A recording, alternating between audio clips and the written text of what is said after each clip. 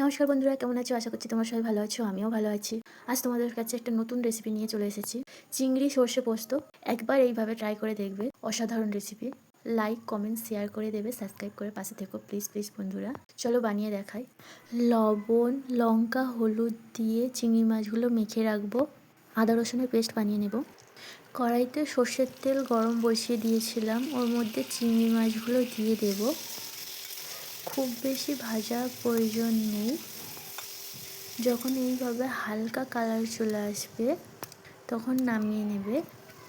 ওই একই কড়াইয়ের মধ্যে গোটা জিরে ও তেজপাতা দিয়ে দেব, আদা রসুনের পেস্ট দিয়ে দেব। কাঁচা গন্ধ চলে যাওয়া পর্যন্ত ভালোভাবে কষিয়ে নেব। এরপর পেঁয়াজের পেস্ট দিয়ে দেব। পেঁয়াজটাও ভালোভাবে কষিয়ে নেব কাঁচা গন্ধ চলে যাওয়া পর্যন্ত।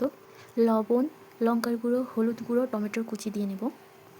সর্ষে, পোস্ত, চালমগজ ও গোটা মৌরি, দুটো কাঁচা লঙ্কা দিয়ে একটা পেস্ট বানিয়ে নেব।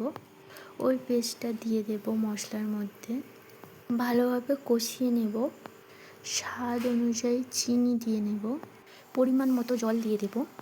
জলটা যখন ফুটে যাবে ওর মধ্যে চিংড়ি মাছগুলো দিয়ে দেব। কাঁচা লঙ্কা চেরা দিয়ে নেব। নামানোর আগে ধনে জিরে গুঁড়ো, গরম মশলা ও ঘি দিয়ে নামিয়ে নেব। অবশ্যই একবার ট্রাই করে দেখো, কেমন লাগলো কমেন্টে জানিও। টাটা, আজ তবে আসি, কাল আবার একটা নতুন ভিডিও নিয়ে আসবো।